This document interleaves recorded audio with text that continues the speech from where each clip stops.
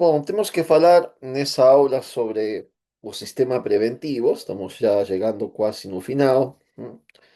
É um tema que é fundamental. Nós temos falado já bastante sobre a diferença entre o sistema preventivo e o sistema repressivo. Temos visto que os sistemas, sobretudo os sistemas que a gente encontra aplicado nas escolas ou no mesmo governo da cidade, é um sistema repressivo.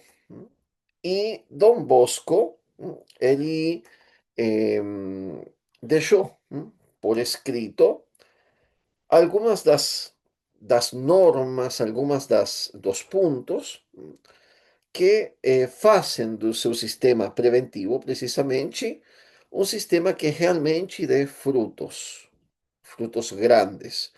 Ele aplicou o sistema preventivo no oratório, na sua escola, aplicou também nas missões, por meio dos missionários que saíram para lugares naquele momento bem longe da Itália, como era o caso da Patagônia Argentina, e sempre onde o sistema preventivo foi aplicado, nós vemos frutos de grande santidade, nos jovens, nas crianças.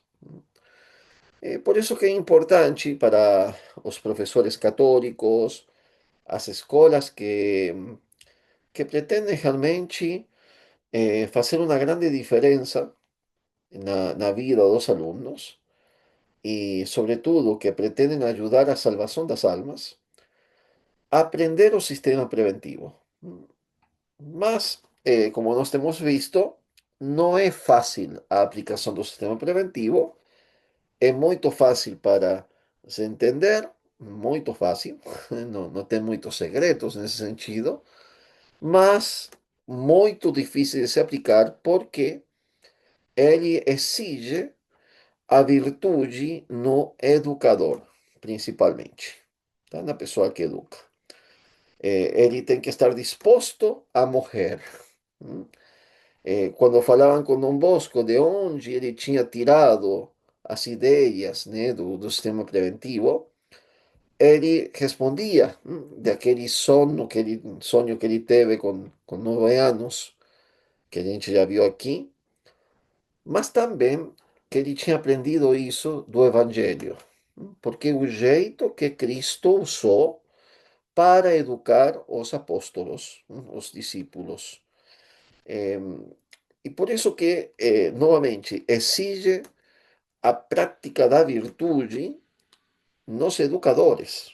Então, eh, a gente vê, às vezes, que escutamos pessoas falando sobre o sistema preventivo e às vezes a gente escuta críticas ao sistema preventivo, mas geralmente essas críticas elas provêm de pessoas ou que são ignorantes, no sentido que não conhecem realmente o que é o sistema preventivo, eh, falam talvez simplesmente de ter escutado alguma coisinha, ou muitas vezes de pessoas que sí sabem que coisa é o sistema preventivo, só que não estão dispostas a praticá-lo porque é muito difícil. Exige a morte a si mesmo. É a prática da virtude e da caridade cristã em grau máximo, e Dom Bosco entendia dessa forma, eh, e é aquilo que dá realmente fruto. Eu sempre falo, eh, as palavras de Cristo se aplicam perfeitamente. eh, se a semente não morre, não dá fruto. Então, se o professor não está disposto a dar a vida pelo bem eterno dos alunos, é um professor que não dará fruto realmente. E a mesma coisa se aplica para os pais. Nos pais é mais fácil, porque é mais natural, vamos falar assim, né? A gente estar disposto a dar a vida pelos filhos. Só que também exige uma prática de sacrifício y de morte consciente. ¿M? Eh, e aí é o mais difícil, talvez, porque para ser um bom pai, quase que naturalmente você tem que morrer a si mesmo. Mas, para ser um bom pai que quer o bem eterno do filho em tudo, procurando isso como a coisa principal, como a coisa principal, isso exige sim uma disposição martirial, no sentido de dar a vida, né, eh, pela verdade, pelo bem, que em definitiva é Deus. Bom, hoje nós temos que falar um pouquinho sobre as correções. Vamos a dar início então a uma parte muito importante do nosso curso, eh, as correções e as punições no sistema preventivo. Como Dom Bosco entende isso?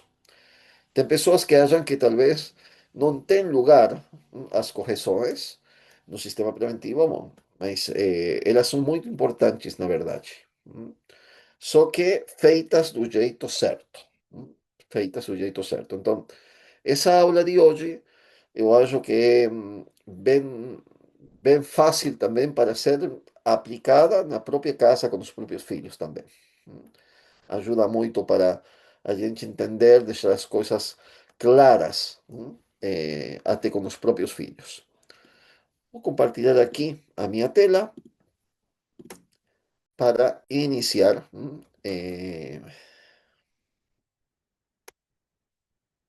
Bom, ao falar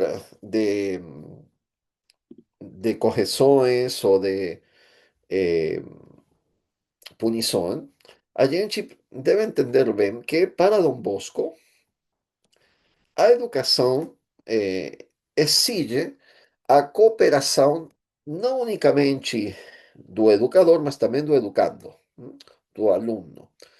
E o segredo é fazer com que ele queira o seu próprio bem, vamos falar assim. Essa colaboração no sistema preventivo não se obtém com meios repressivos. E aqui que é o grande diferencial do sistema preventivo. Os meios repressivos podem obrigar o aluno, e de fato obrigam os alunos, a gente vê nas escolas ou inclusive na sociedade, que existe sim, cria uma obrigação e obrigam a fazer uma coisa ou deixar de fazer uma coisa. Mas qual é o problema?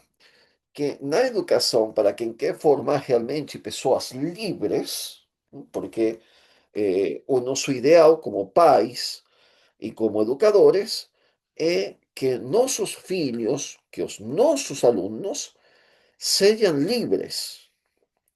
E quando eu falo de liberdade, estou falando da liberdade entendido metafisicamente e cristãmente. É a liberdade de aquele que quer o bem e que escolhe o bem. Ele não escolhe o bem forçadamente, porque não tem outra possibilidade, mas ele escolhe o bem porque ele quer o bem, ele deseja o bem. Então, quando a gente consegue isso num filho, consegue isso num aluno, mesmo que existam as possibilidades externas de transgredir a lei, de pecar, por exemplo, de, de fazer alguma coisa sem ser descoberto, humanamente falando, ele vai escolher o bem. Ele vai escolher o bem. Então, é assim que a gente entende aquilo que já Santo Agostinho dizia, ah, eh, ama et facut vis. Ama e faz aquilo que você quer, qualquer coisa que você quer. Por quê? Porque aquele que ama é aquele que realmente é livre e vai escolher o bem, necessariamente. Aquele que realmente ama a Deus e o próximo. Tá? Então, realmente, o que a gente precisa é conquistar a vontade dos alunos, para que eles queiram dar a vida pelo Evangelho, por Cristo, pela Igreja, pelos filhos no futuro. eh, e isso aí é o resultado da boa educação. E para isso, o sistema preventivo é fantástico. O sistema repressivo, ele ajuda a manter a ordem, mas não conquista a vontade das pessoas. Então, se você educa um filho, e o que a gente vê, e aquilo que eh, já Aristóteles dizia, né? Existe uma grande diferença, dizia Aristóteles, entre castidade, ele falando da castidade, da temperança, da castidade, e o controle, hum, que na linguagem de São Tomás de Aquino e do mesmo Aristóteles é continência. Não é a mesma coisa ser continente que ser virtuoso. E quando você pergunta para Aristóteles, mas por quê? O continente é aquele que se abstém dos prazeres da carne. O virtuoso também se abstém, o casto. Mas a nossa intenção é formar pessoas castas, porque são aquelas que são livres. Já Aristóteles fala assim: qual é que é a diferença entre um continente e um casto? Entre um continente e um virtuoso. A continência, ela é filha da força. É uma força na vontade, diz Aristóteles, que domina ou tenta dominar os impulsos do corpo, os desejos do corpo, os desejos da carne, a gente pode falar. Já o virtuoso não. É uma força, sim, a virtude, só que é uma força que acalma as forças da carne. Quer dizer que o virtuoso quase não sente aquele eh, desejo com intensidade. E se ele sentir, ele consegue dominar e aplacar ele. Em poucas palavras, o virtuoso, ele consigue, sendo educado em um ambiente onde ele escolhe o bem livremente, porque a sua vontade foi conquistada pelo bem, ele consegue dominar as situações que podem eh, acordar neles movimentos que são pecaminosos, no caso. Já o continente, diz Aristóteles, não. Perante uma tentação ou uma atração muito forte ou repentina, a vontade não consegue dominar a fera. É como se fosse um cavalo que você está tentando, né, de, de manter lá por meio da força, mas chega um momento que o cavalo vai te dominar, porque ele é muito forte. Então, isso é o que acontece com a continência. Quando a continência, sendo uma força na vontade e não estando presente nas partes que são do apetito, sensitivo, quer dizer, onde se origina o incêndio, vamos dizer assim, ela tem um momento que não consegue segurar o cavalo. E o cavalo vai. Professor, e que tem que ver isso com o sistema repressivo e o sistema preventivo? Tem tudo a ver. Por quê? Porque quem foi educado num sistema repressivo, ele até pode achar que é virtuoso, porque ele não comete pecados, por exemplo, contra a castidade. Ele nunca lutou, nunca teve que se enfrentar com esse inimigo. Mas na hora que ele estar exposto a sofrer tentações, na hora que ele poder escolher, porque antes não tinha escolha, era bom porque não tinha escolha, mas na hora que ele tem que escolher ser bom, porque ele quer ser bom, não porque não tem escolha, nessa hora, muitas vezes, temos uma fratura. E o que a gente vê, por exemplo, que na minha experiência, tenho visto, que acontece muito com os meninos que fazem homeschooling nos Estados Unidos. eles são tão preservados de tudo, né? Mas tão preservados e muitas vezes por meios repressivos, que na hora que ele vai para a faculdade, sendo já um moço, de 18, 19 anos, ele que não cometia pecados, que não fazia nada de errado, na hora que se vê bombardeado por internet, se é um menino por mulheres que estão indecentemente vestidas, enfim, como ele não tem aquela força interior, a sua vontade não foi conquistada, temos a fratura. Não que seja uma culpa do homeschooling. Homeschooling pode funcionar excelentemente, tá? Não é, mas é um dos perigos se você não faz o homeschooling de forma adequada. Então, o sistema preventivo, ele visa não somente a manter a ordem, mas a formar homens virtuosos.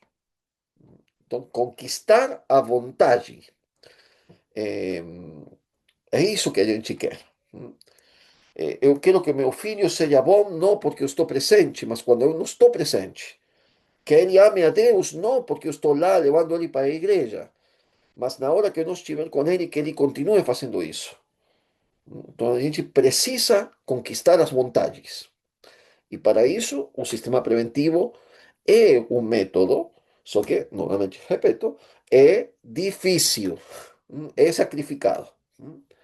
Bom, eh, quais são os meios que a gente tem no sistema preventivo?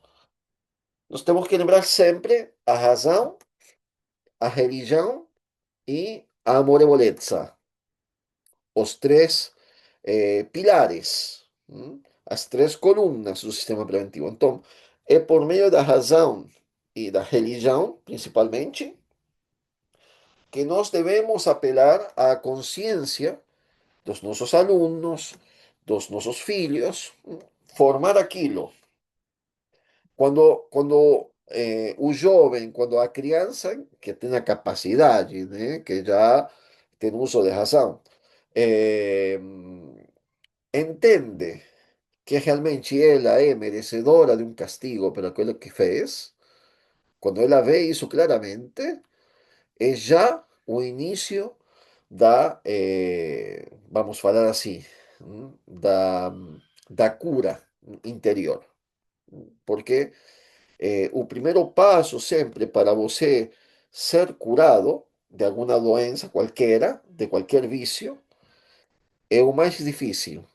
E é reconhecer que você precisa ser curado, né?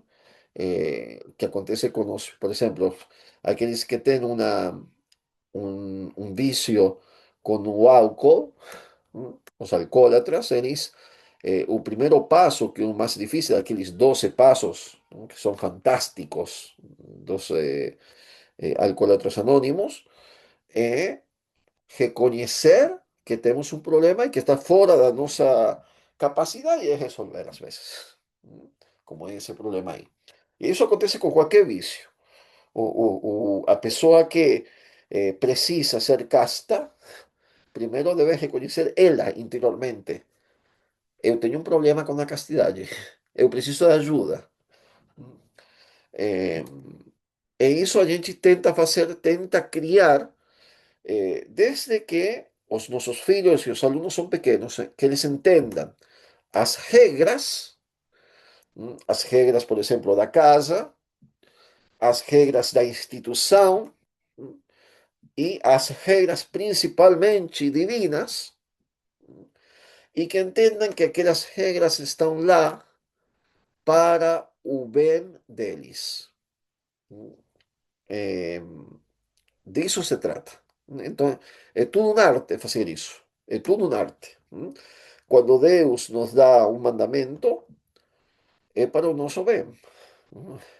Um mandamento, qualquer um dos mandamentos de nosso bom Deus, eles não são caprichos divinos. Não, não é uma vontade caprichosa de Deus que um dia acordou, como se Deus pudesse acordar, né? Mas que um dia acordou e mandou a gente a não adulterar. Não, não é isso. Não, não, não serás adúltero.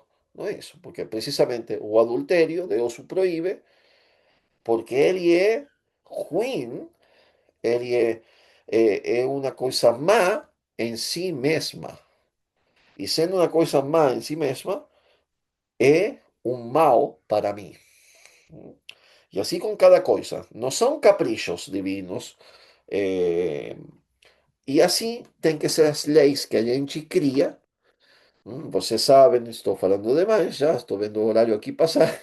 eh, que as leis, para que elas sejam verdadeiras, elas deben refletir de alguna manera las leyes eternas, que son aquellas divinas. Cuando la ley está en contraste o contradice una ley divina, entonces no hay ley. Entonces no estoy obligado, no soy obligado por aquella ley. A ley que manda, por ejemplo, a,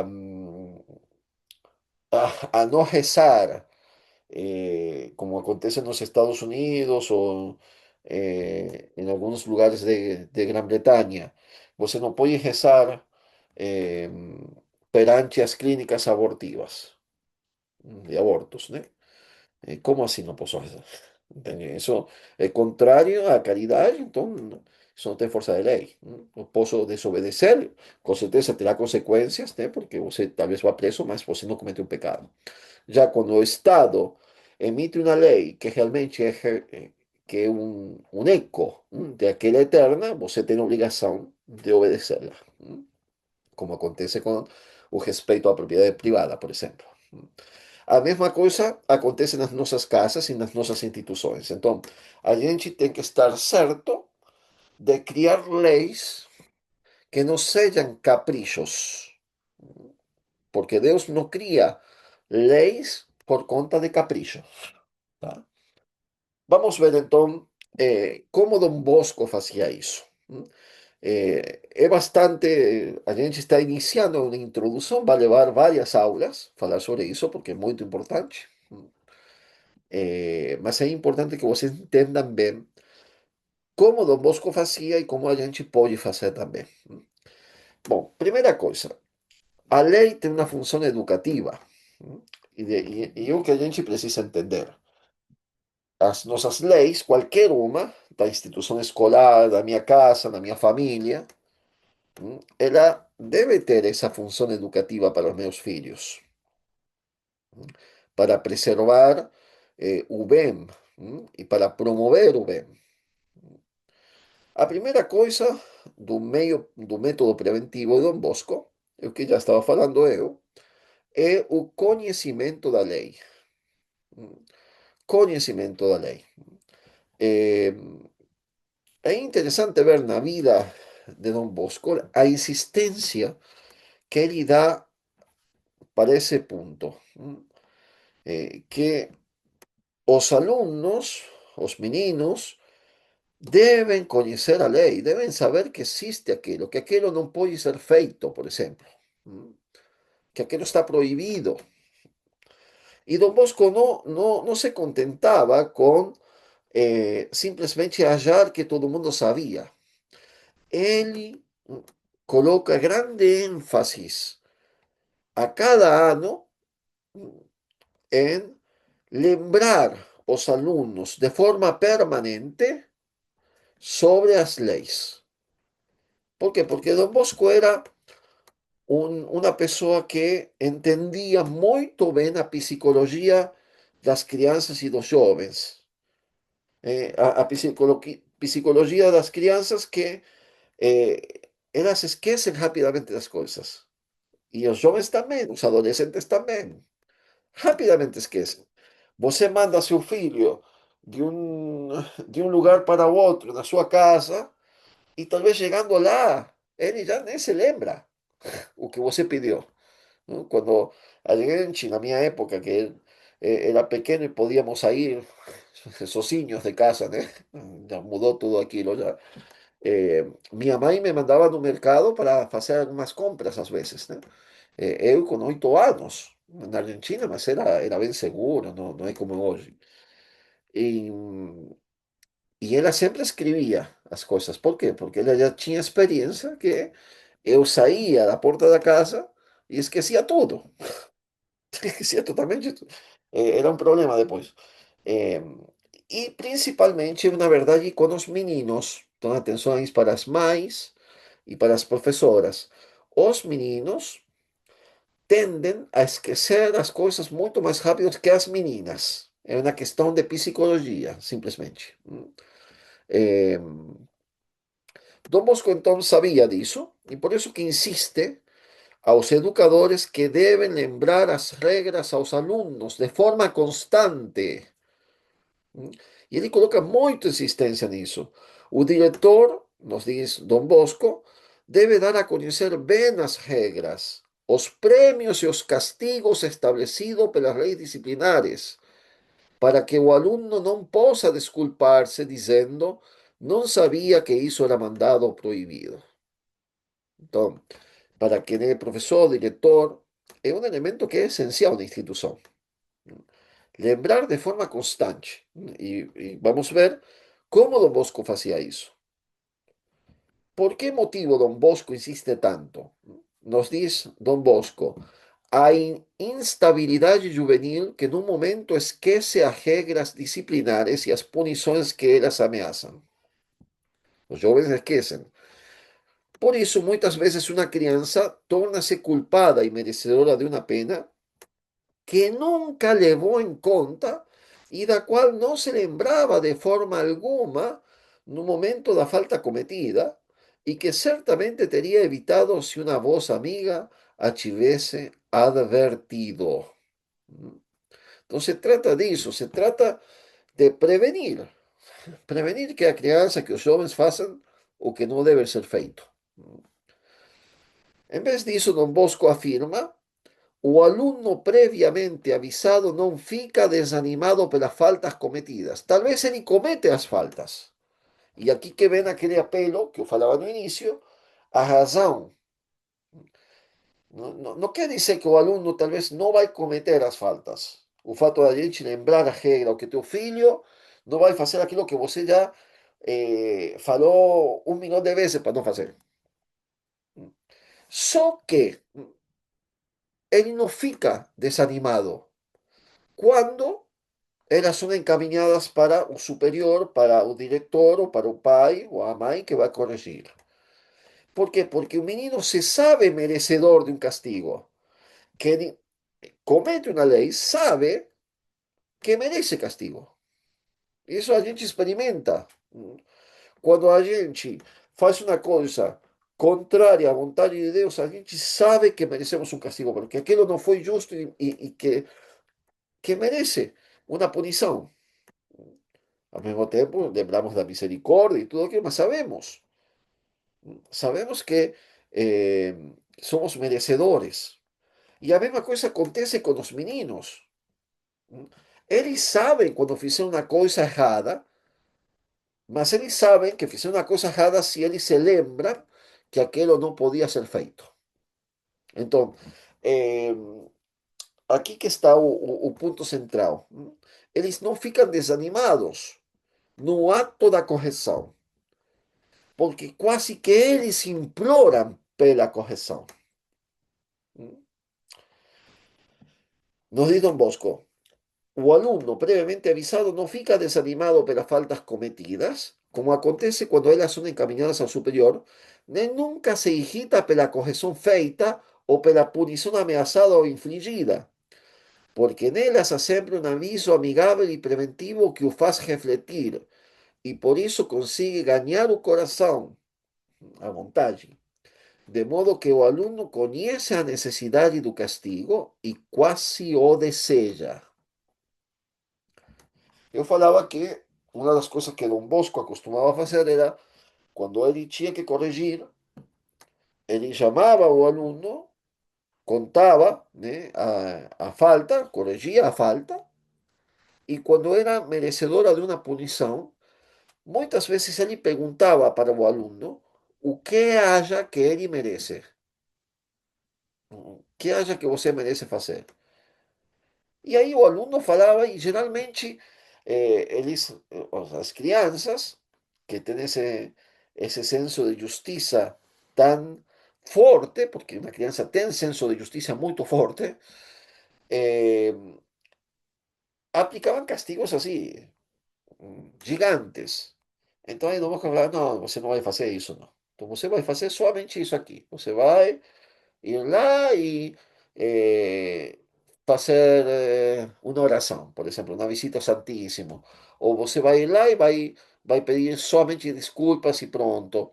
Então ele sempre reduzia eh, o castigo para mostrar também misericórdia nisso, né? Y ganhar o corazón dos meninos. Dar a conocer las reglas por parte del educador serve para aumentar a su autoridad. Es una verdad, mas veremos por qué. ¿Por qué que aumenta a autoridade? E Don Bosco disso era consciente.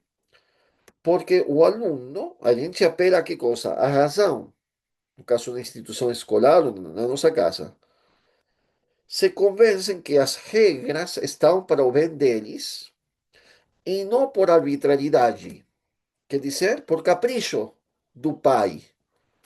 Entendeu? Não, não, por que a gente não utiliza o telefone na mesa?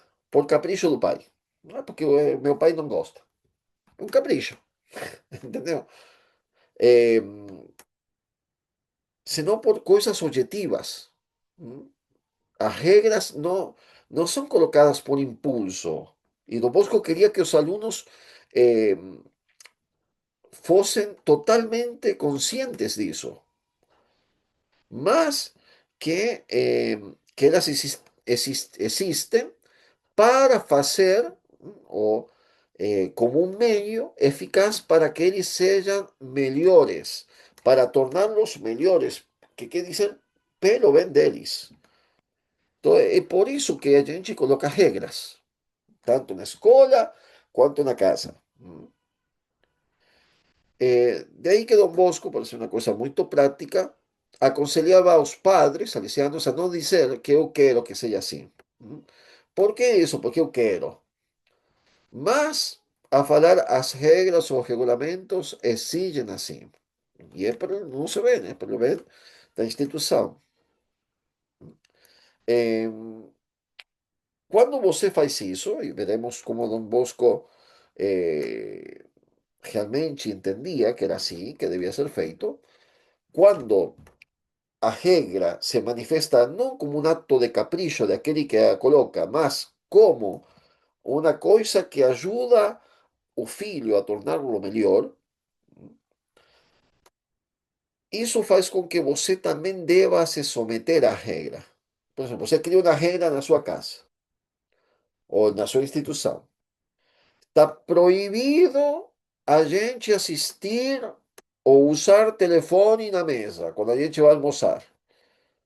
Aí você corrige seus filhos por conta disso, mas você usa. Então você está fora da regra, entendeu? Então, Dom Bosco, ao dar a conhecer a lei, exigia também que os padres salesianos, no caso dele, e os professores se sometessem também àquelas leis. Eh, as leis eh, que deviam ser sometidos, né? Como as obrigações que eles mesmos tinham. Eh, Iremos ver que Don Bosco quería que, al dar a conocer la ley, los reglamentos, por ejemplo, a todos los jóvenes de una institución, también se desen a conocer as partes que tocaban los superiores, que tocaban los profesores. Muchos criticaban eso, falaban, no, mas ¿por qué expor, né, as obrigações que o professor tem? Porque o professor também, pelo bem da instituição e pelo próprio bem, deve estar colocado debaixo, debe viver aquilo também, né? Senão não tem autoridade para exigir o cumprimento dos outros. Eh, Bom, como Dom Bosco fazia para dar a conhecer a lei, os regulamentos, as coisas, né? A primeira coisa que ele fazia era una lectura pública e solenne d'un regolamento da escola, do oratorio, e assim continuaram fazendo os salesianos. Ele insistia que no início de cada ano, todos os anos, devia ser lido perante todas as autoridades e todos os meninos as regras, os regulamentos. Então, nesse momento que muitos diziam, mas não é necessário que os meninos fiquem sabendo quais são as obrigações que tem o diretor. E Dom Bosco falava, sim, é necessário. É necessário que eles saibam que vocês também têm obrigações, que existem leis para vocês também e que vocês também querem cumprir com aquilo, porque é um bem para vocês. Então, eh, ele fala do testemunho da fidelidade dos superiores a seus deveres, de, como modelos, de modo que os diretores, os professores, pudessem dizer-lhes aos jovens, aos meninos, francamente, eu obedeço, obedecem também vocês. Vocês veem como exige a prática da virtude. E numa casa de família é a mesma coisa. É a mesma coisa. Eu não posso como pai de família, exigir a meu filho, talvez as criancinhas pequenas, até, talvez dá certo, né? Mas a gente vê que muitas vezes quando os filhos chegam na adolescência, eles irão questionar as coisas. Ah, você falava para eu não fumar e você fuma. Ah, você falava para eu não falar palavrão e você fala. Entendeu? Eh, e esse negocinho que às vezes a gente tem de, de falar, é coisa de adultos, né? Fumar não é coisa de adultos, por exemplo, né? Eh, ou beber demais, o que for, entende? Uma coisa que seja ruim, ou que seja contrária, porque, por exemplo, talvez eh, pode ser uma coisa que o pai faz, né? Eh, mas pede para todo mundo não fazer. Então, quando a gente tem essas contradições entre o que você manda e o que você pratica, e você não tem uma justificação para isso, mesmo que você ache que não pode ser questionado porque você é a fonte da lei, porque você é o pai, eh, a sua educação está sofrendo uma ferida, uma fragilidade. Por quê? Porque seu filho adolescente, ele não vai absorver aquilo que você quer que ele absorva. Entendeu? Então, mesmo que ele não questione na sua frente, se ele vê você fazer o que você falou que era para não fazer, então você está fragilizando a educação do seu filho. E por isso que, novamente, volto e eu falo, eh, a primeira coisa é a gente ser modelo, tentar a gente de mudar nós mesmos para poder ajudar os filhos, né, e os alunos. Eu sempre me lembro, eh, quando eu tinha 6 anos de idade, eu estava iniciando a minha vida escolar, tinha feito, na época a gente falava de jardim para os infantes, eh, e com 5 anos e com 6 anos começava a ir à escola, a primária, a gente falava, não? Ensino fundamental. E eu me lembro que eu tinha 6 anos e ficou gravado na minha mente, por isso que quero, na minha memória, a decepção que eu tive. Nós tivemos um policial, eu nem me lembro de que falou o policial, mas ele foi lá na nossa sala de aula para falar de alguma coisa. A professora tinha levado ele lá, né? Então todo mundo com admiração, tinha uma admiração impressionante, impressionante a admiração que eu tinha pelos policiais, né? Eh, e eu me lembro que acabou o tempo escolar, eu saí para ir para a minha casa e o policial que tinha dado a palestra, que tinha falado lá, não me lembro de que coisa, estaba en la esquina, ¿no? Y estaba fumando. Fumando, no estaba, estaba fumando.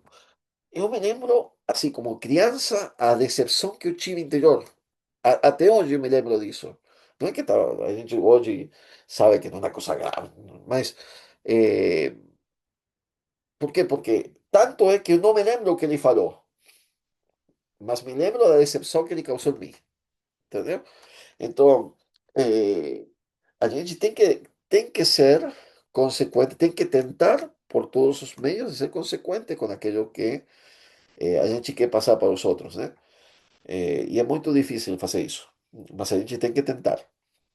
Eh, bom, eh, então a primeira coisa que Dom Bosco fazia era essa leitura pública do regulamento das coisas, tanto as leis que eram para os alunos, quanto as que tocavam o diretor, os professores, etc. Em segundo lugar, e sempre pela mesma razão de lembrar de forma constante, todas as semanas dedicaba uma hora semanal à leitura dos regulamentos. Uma hora semanal. ¿M? Todas as semanas. Entonces, tinha um dia determinado, né? E se fazia a leitura para lembrar as coisas. Não era de todo o regulamento, mas de uma parte do regulamento. Então, por exemplo, eu ia pegando semanalmente uma parte para que sempre fosse lembrado para as crianças, para os jovens, para os professores, para os directivos, quais eram os regulamentos da casa. É interessante, por exemplo, que no dia 3 de fevereiro do ano 1868, Dom Bosco dá uma palestra para todos os diretores de colégios salesianos que estavam tentando de pôr em prática o sistema preventivo.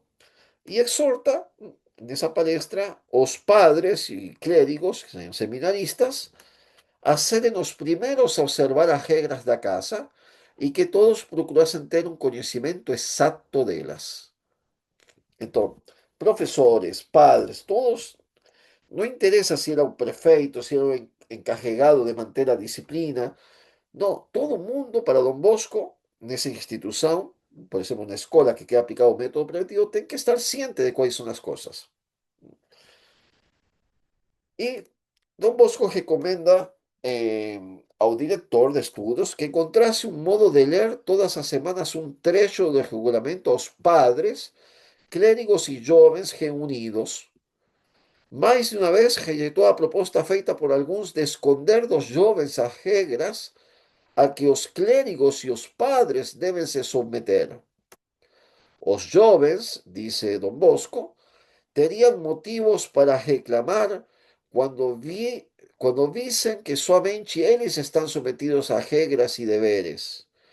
En público es preciso ser reservado a falar de fatos, cuando estes son reprensibles. Entonces, no, você não tem que expor as coisas, né? Mas falar claramente a todos en materia de leis. Era bem forte nesse ponto Don Bosco. Y también cuando se presentaba oportunidad allí, Don Bosco explicaba algunos artigos del regulamento no Boa Noite, que eu vou falar que coisa é. É um dos elementos importantes de Don Bosco. Consiste, como a escola de Don Bosco era también, funcionaba como un internado para os jovens, eles ficavam lá e pernotavam lá, né?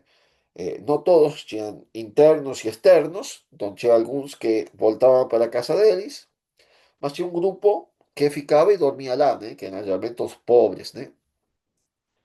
E para eles, então, Dom Bosco, todas as noites, ele dava um pensamento, que é uma coisa muito boa para se fazer em casa com os filhos, na escola, né? Um pensamento santo, e muitas vezes era a lembranza de una regra con un ejemplo y un pensamiento santo para eles irem a dormir. Eh, Don Bosco llega a dizer que as boas noites que no se trata de un sermón de media hora, né? Como muitas vezes o pessoal pensa, são 3 minutos, um pensamento breve, santo para os meninos, os filhos irem a dormir. Eh, Ele diz que o segredo da moralidade de uma casa está nas boas noites. E é uma coisa que ele aprendeu da própria mãe. A mãe fazia isso.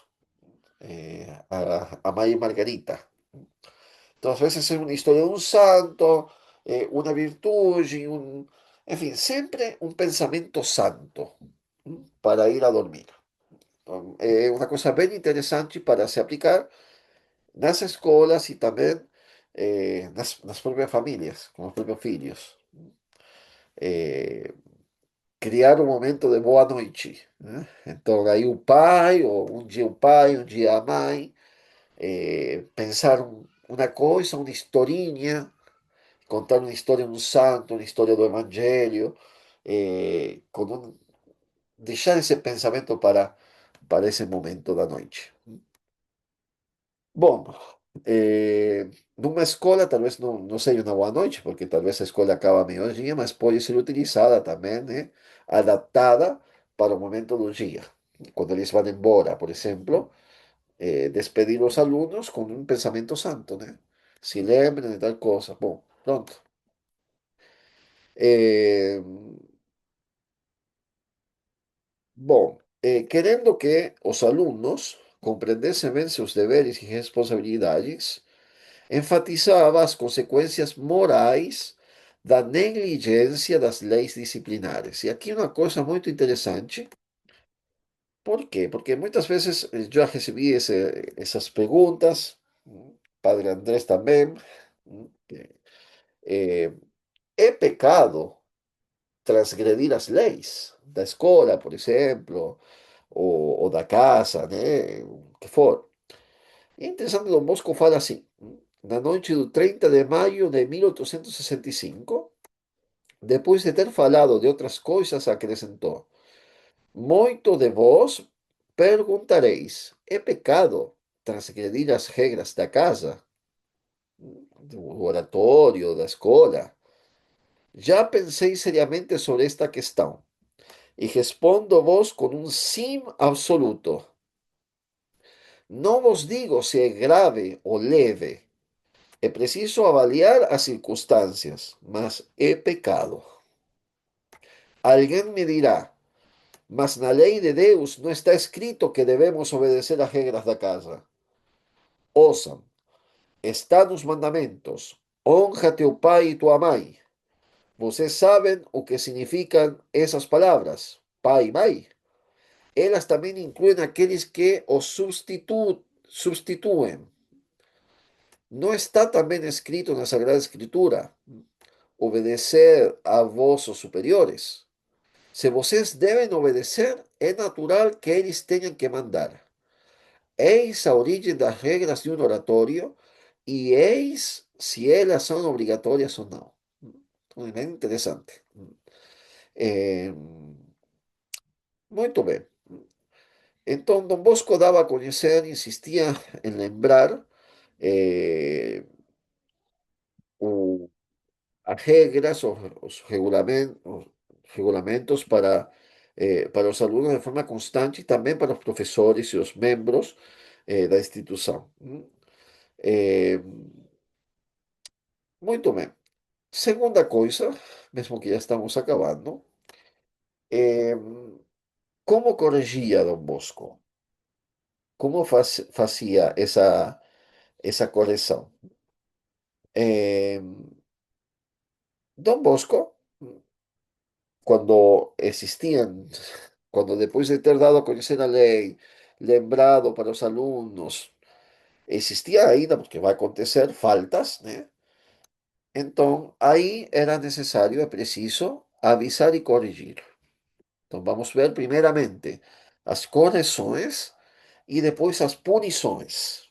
São duas coisas diferentes, iremos ver como Dom Bosco entende as correções e as punições. Eh, Bom, sobre o, as correções, Dom Bosco insiste muito em, em que é necessário manter longe qualquer aparência de mal. ¿M? Eh, no somente que não exista, mas inclusive a aparência entre os meninos, entre os jovens. E isso é possível quando tem uma presença. Nós iremos ver uma das aulas que a gente tem que fazer é sobre assistência. Que coisa é assistência na mente de Dom Bosco, assistência amorosa. Eh, Estar presente com eles, né? Eh, Estar o tempo todo com eles e lembrar de forma constante, corrigindo, inclusive, eh, no momento. Dom Bosco, vamos ver, ele corrigia no pátio, corrigia os meninos, às vezes com uma palavrinha no ouvido, que era bem comum na época dele. Ele fazia isso, né? Era muito comum que ele passasse e falasse uma palavrinha no ouvido de um menino e iremos ver aí, tem menino que chorava, enfim, é interessante. Eh, as correções como Dom Bosco fazia, mas acho que não iremos ter tempo, então vamos deixar aqui e na próxima aula a gente vai ver essa parte tão importante.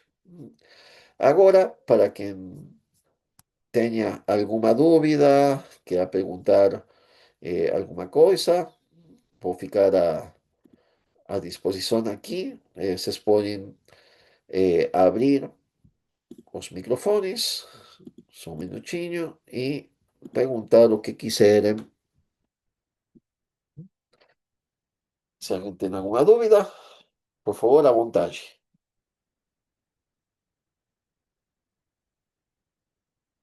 Lucas, Boa noite, professor. Tudo bem com o senhor? muito bem, graças a Deus. E você, Lucas? Tudo ótimo, graças a Deus. Professor, eu tenho duas perguntas. Uma é se, por exemplo, muitas vezes eu acho interessante isso que o Dom Bosco fazia de ficar repetindo as regras, né, com uma certa frequência. Mas até que ponto, por exemplo, isso não vai deixando os alunos ou as crianças mais entediadas, né? Exige um pouco de prudência da nossa parte, né? E como que a gente conseguiria desenvolver essa prudência, né? E a segunda é se isso não tornaria uma coisa banal para os alunos, né? Por exemplo, toda vez vai, por exemplo, toda quarta-feira vai repetir as regras. Aí os alunos já vão com aquele espírito, lá vamos nós de novo, ouvir de novo a regra. O que que havia de diferente para Dom Bosco? Que ele fazia de diferente quanto a isso? Eu acho. Bom, essa é a primeira pergunta, né? Ah, não, foram as duas. Tá. Então, com certeza, não se trata simplesmente de fazer uma leitura. eh, a leitura das regras ele já fazia no início do ano, né? Mas durante a semana era geralmente uma exposição. Eles faziam leitura de alguma parte do regulamento e se fazia uma exposição, se fazia uma espécie de mini palestra, entendeu? Aí está tudo a parte da arte daquele eh, que faz aquilo, né? Eh, em que sentido? Que você consegue falar de um mandamento e entediar a audiência, entendeu? Em 2 minutos, se você simplesmente está lendo aí, mas se você consegue se preparar bem, preparar uma história e enriquecer aquilo, né? Aí fica diferente. Então, claro, cada escola é uma realidade diferente, o tipo de aluno, a cidade dos meninos, né? A gente tem que levar tudo isso em conta. E não se trata de vocês replicarem exatamente o que Dom Bosco fazia, porque era outro tempo também. mas a sustancia, a essência, vamos dizer assim, do método preventivo ser aplicado hoje na instituição. Então, o que seria a essência? Será que eu tenho que passar dando uma palavrinha no ouvido de cada aluno que faz uma coisa errada? Não, entendeu? Isso funcionava a Dom Bosco, inclusive. Os salesianos não faziam isso, os padres salesianos. Eh, ¿Será que eu tenho que reunir todo mundo lá num salão e ler durante uma hora os regulamentos? Bom, os meninos da época Dom Bosco, eles nunca tinham visto uma tela. Então não tinham problema de. Não tinham problema, talvez, tão comuns quanto hoje, de TDAH, por exemplo. Hoje, você dá uma palestra de uma hora, quem é que escuta? Entendeu? Então, existem coisas que você tem que adaptar.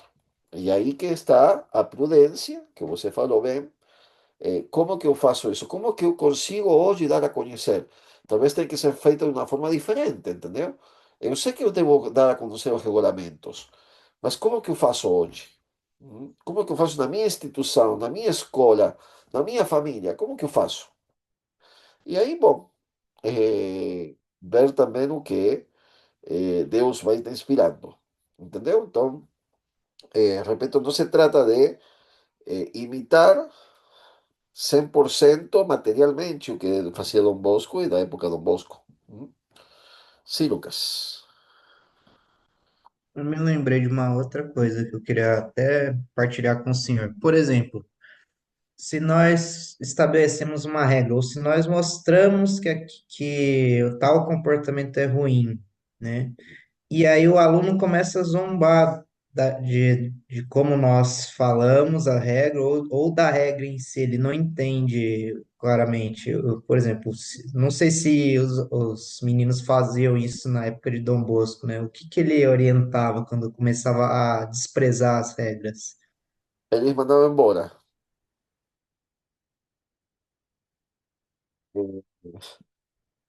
Você tem que se lembrar, todo mundo, que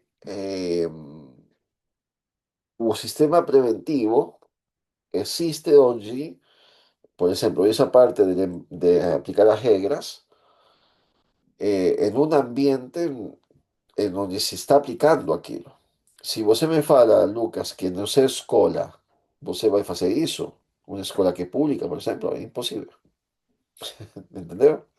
Então, ele é útil, é impossível não por conta do sistema preventivo, mas por conta de que nós, desde os diretivos até os professores, não estão interessados em fazer isso, entendeu? Então, eh, todas essas partes vão se encaixando dentro de uma instituição, por exemplo, como pode ser a sua família, como pode ser uma escola católica que quer aplicar um método preventivo, não somente uma parte do método preventivo, como essa aqui. Essa aqui é uma parte muito pequena do método preventivo. Então, se você me fala, eu vou fazer isso com alunos que vão zombar, bom, evidentemente que a gente tem que voltar bem atrás. ¿Por quê? Porque debe existir já como as condições institucionais para que aquilo não aconteça, entendeu?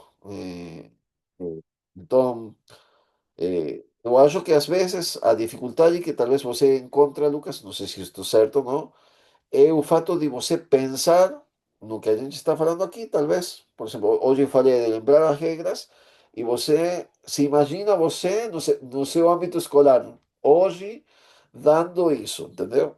E, bom, aí com certeza não dá certo. Não dá certo porque ela é uma parte de um todo. Se você tira essa parte, não funciona. Somente aquela parte não funciona. Eh, de aí a necessidade que a gente tem de fazer escolas católicas, verdadeiramente católicas, entendeu? Eh, Dom Bosco, os meninos que não queriam acatar a regra, eles mandavam embora. Mas assim, a gente vai ver, inexorável. aquele que dava problema moral sério, mandava embora. Então, eh, era, é parte de todo o sistema, o que ele está falando.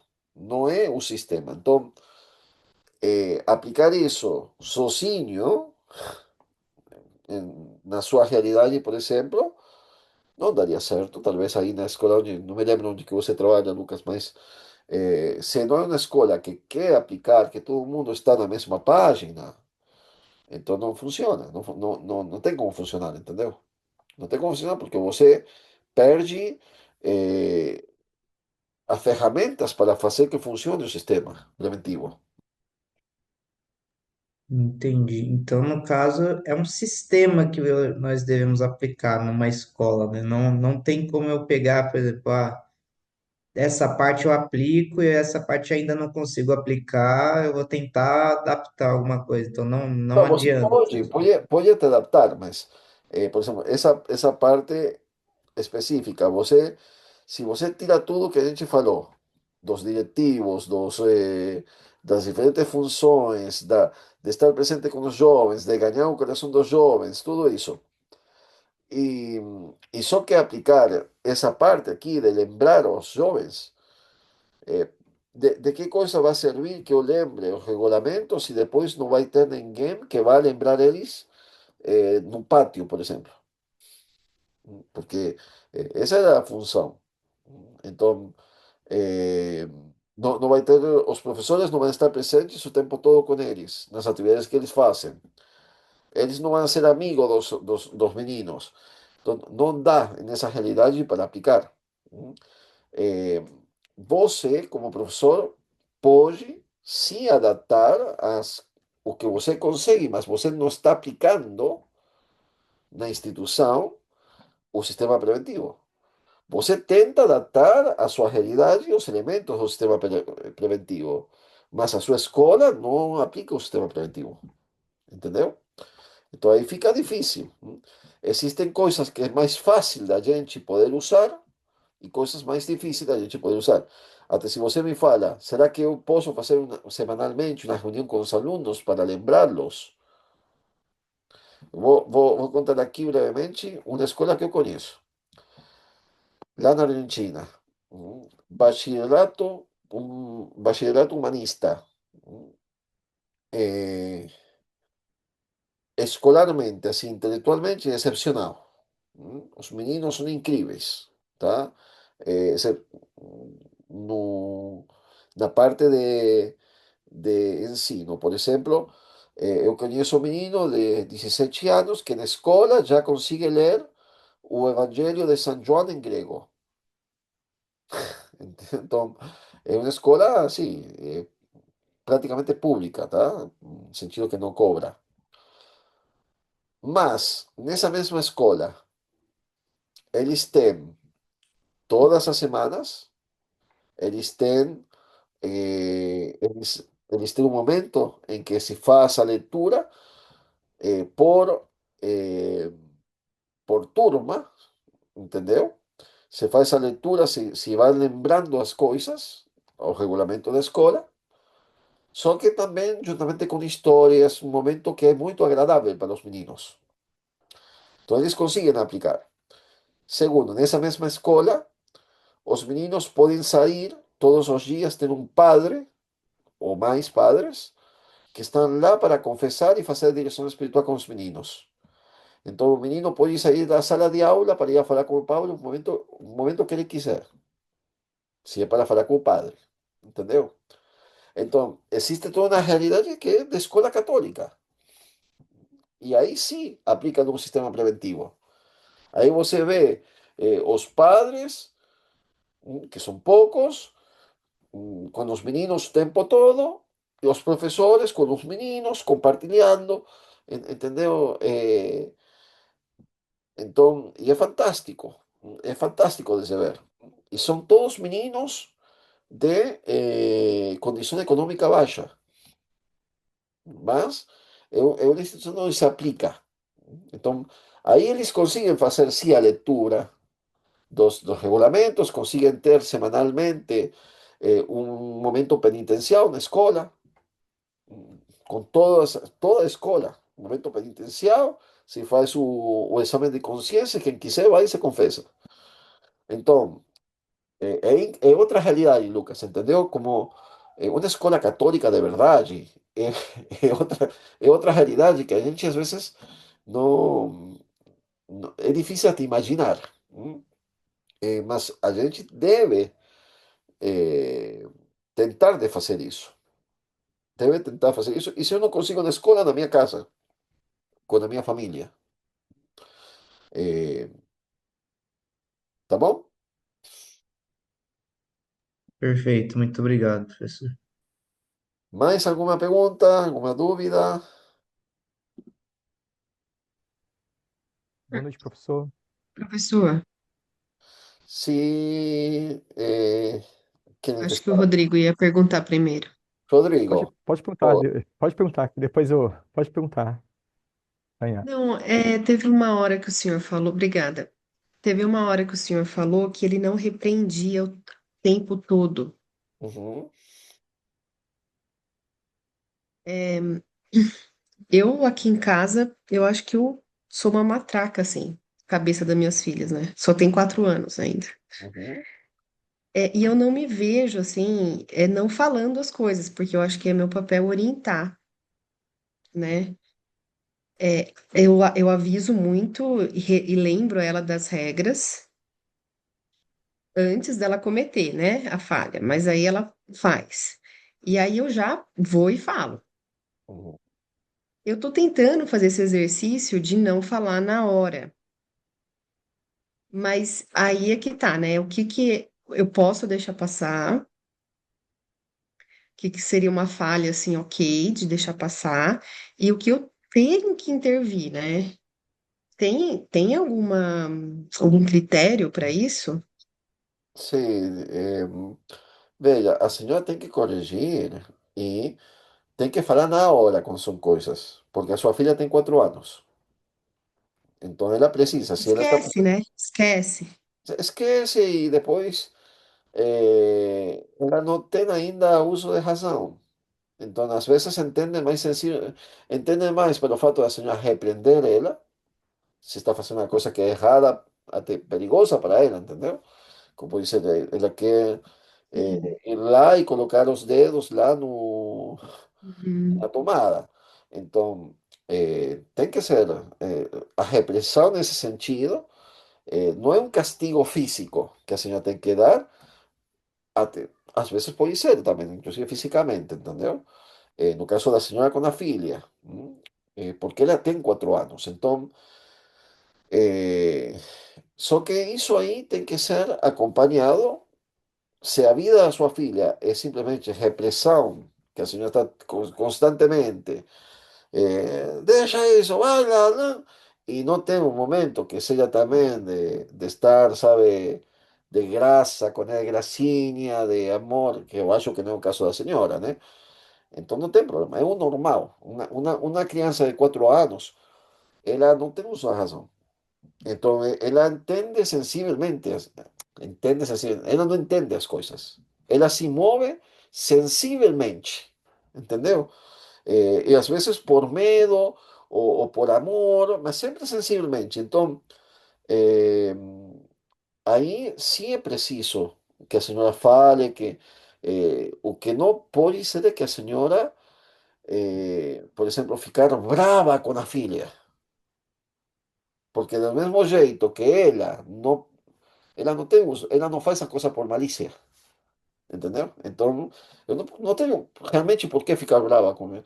Acontece, não? Eu não estou falando que eu mesmo, eu tenho 2 filhas, e às vezes a gente fica assim, mas a gente sim tem o uso da razão, a gente tem que se controlar e- mas elas não têm malícia, não fazem a coisa por contrariar a senhora ou por...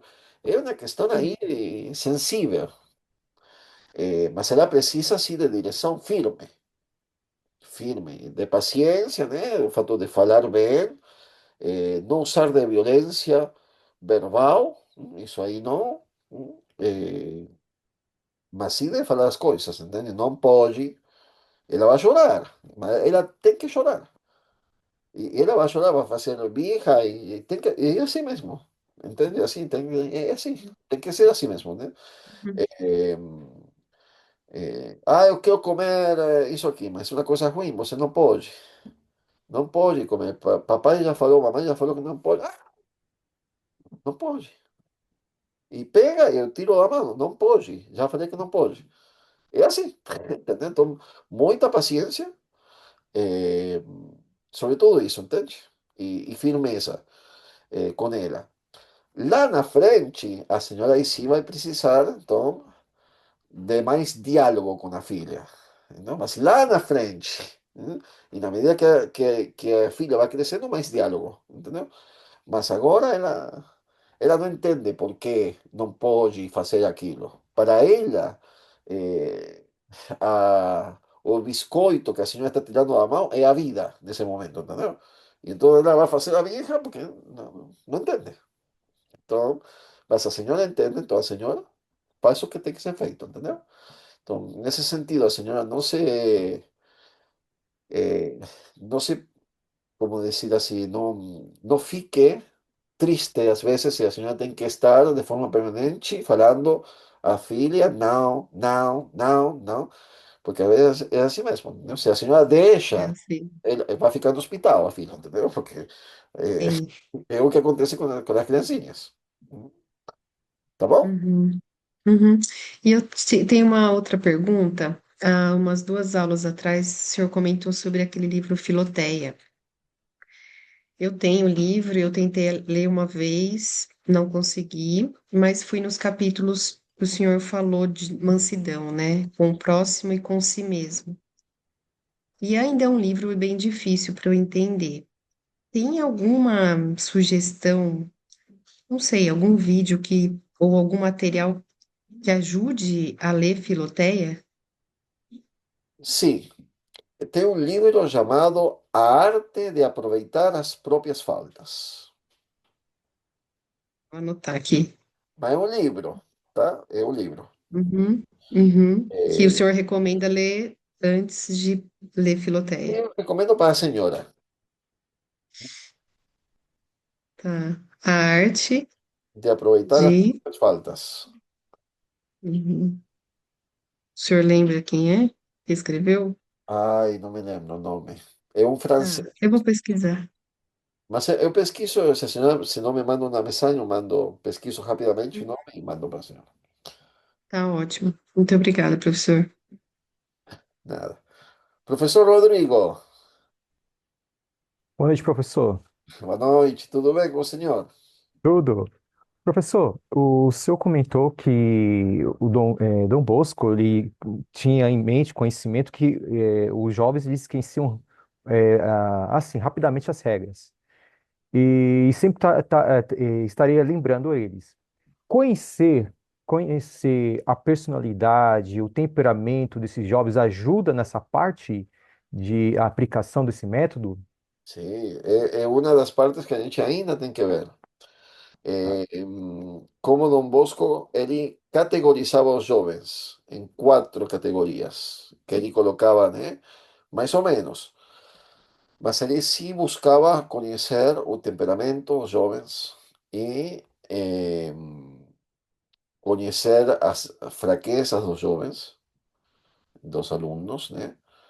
E também as qualidades positivas. Então, ele realmente fazia um trabalho que era bem personalizado, não? Para isso, deve existir confiança, porque o jovem tem que se abrir com o professor, com o diretor, né? Eh, mas é possível, como eu dizia, né? Na escola que eu conheço lá na Argentina, muitas vezes essa direção espiritual é quase espontânea, às vezes até com o professor, porque o jovem tem uma dificuldade, vai e procura o professor para contar, para pedir um conselho, por exemplo. Estou com um problema lá e não vai falar com, talvez com o padre, mas vai falar com o professor, entende? Então você vê a importância na escola de que os professores sejam bons. Porque se os professores são bons e a escola é uma escola boa, às vezes a gente pode até tocar a consciência do fato de saber como que esse jovem, eh, que temperamento ele tem, né? Eh, por que ele atua como atua. Mm, Ayuda muitíssimo, muitíssimo. Em definitiva, a educação é quanto mais personalizada seja, melhor é, né? E um dos problemas que a gente tem aqui no Brasil é que se pretende dar a mesma educação eh, para todo mundo. Não interessa se você é homem, se você é mulher, se você tem dificuldade, se você não tem dificuldade, se você tem... Então, é como se fossem moldes que você tem que encaixar o aluno lá. A verdadeira educação não é assim, né? Porque a verdadeira educação parte da personalidade da pessoa. Então, eh, quanto mais personalizada, melhor é, né? Então, o que o senhor fala é assim mesmo. Ah, obrigado, professor. Que eu tenho lidou bastante com jovens, e jovens fundamental 2 a ensino médio. E percebo que alguns deles, aqueles que se sentem mais desafiados, tem Uhum. alguns alunos que se sentem desafiados, eles começam a mostrar o potencial. Outros, dependendo como você fala, parece que eles ficam um pouco mais ressentidos e tem que dar sempre uma motivação. Aí eu percebo, é meio complicado, porque parece que tem várias, Uhum. como o senhor comentou, tem que ser vários métodos para atingir todos. Exatamente, tem que ver aí a forma. Por isso que Dom Bosco falava com eles, né? E ele pede que o diretor fale com os jovens, privadamente, né? Eh, e a forma realmente de. Quando eles se abrem, se, e aí você faz um bem enorme. Eh, você faz um bem enorme, né? Então é isso. Muito bem. Mais alguma dúvida, alguma pergunta? Professor, boa noite. Queria Boa perguntar noite. uma coisa, pra você, tudo bem? Por exemplo, assim, o senhor estava falando, né? Como que eu consigo discernir melhor se a criança, por exemplo, ela obedece aquelas regras ou segue faz aquelas escolhas pelo bem que aquilo vai fazer para ela, ou se é tipo assim, não sei se é repressão que fala assim, se é correto falar isso, ou se é porque ela está pensando nas consequências, ou só por agradar os pais. Existe uma idade que você consegue perceber que ele já escolhe por si só, porque ele entendeu que aquilo é um bem para a alma, para ela, ou, né, como a gente consegue discernir para poder corrigir se isso for necessário, assim, para ajudar? Geralmente existem algumas virtudes que você consegue ver na criança, em um jovem, na criança, né, um adolescente. Eh, por exemplo, que as virtudes elas funcionam unidas. Então, existem algumas virtudes que se elas não estão unidas, então você pode deduzir que não existem outras, entendeu? Uma das virtudes que a gente é mais fácil, de mais fácil observação, é, por exemplo, a castidade é difícil às vezes, mesmo que uma pessoa, um pai que conhece o filho, pode ver, por exemplo, o jeito que ela olha para as mulheres na rua, entendeu? Se ele realmente tenta de afastar o olhar de coisas que podem ou não ser, só que é difícil de julgar isso, entendeu? É muito difícil às vezes de julgar. Mas existe outra que é que é bem, bem manifesto, como é a magnanimidade e a generosidade. Então, se o menino ele se acontenta unicamente com o que você propõe, se a alma dele é pequena e não procura coisas maiores, não procura mais, entendeu? Não, o que falava o professor Rodrigo, né? Que tem alguns que eles se sentem desafiados e querem dar mais, entendeu? E eles procuram aquilo, querem mais, mais, mais. Isso aí é um bom sinal, por exemplo, né? Eh, se o seu filho somente vai à missa quando você chama ele para ir à missa, mas quando a senhora não vai, um menino de 12 anos, estou falando, tá? 12, 13 anos, ele não faz nada, nem se preocupa. Você tem que ir à missa, não tem que ir à missa, entendeu? Todas essas são sinais como de alerta, né, que a senhora pode ver. Si él se preocupa por un adolescente, por se confesar, se preocupa por rezar, eh, o se preocupa solamente con un mínimo, solamente un mínimo, ¿entendeu? Entonces ahí, a senhora vai ver isso, né? Como que isso é mais manifesto aí. Geralmente a senhora vai conseguir ver isso na adolescência, né? Porque é aí que no início da adolescência, no meio, eh, que isso aparece, entendeu? Esse desejo de conquistar aparece. Então pode ser um desejo de conquista ruim, ou pode ser um desejo de conquista santo, e aí é um sinal muito bom, né? Se for.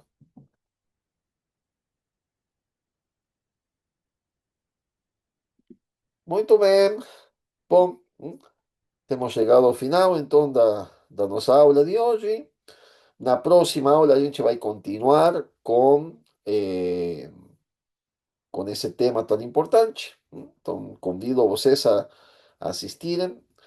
E na terça-feira que vem, todas as terças-feiras, às 20 horas, eu estou dando umas palestras um pouquinho diferentes. São de neurociência, de psicologia do desenvolvimento.